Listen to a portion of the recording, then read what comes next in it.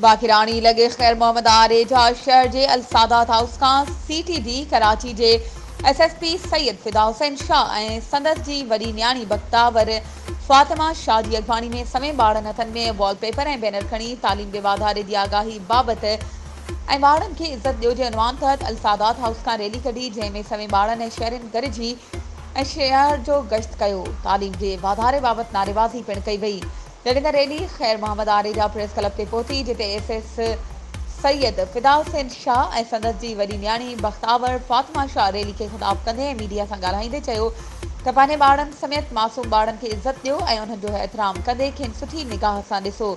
ऐं पंहिंजे ॿारनि खे तालीम जहिड़े ज़ेवर सां पिणु नवाज़ियो।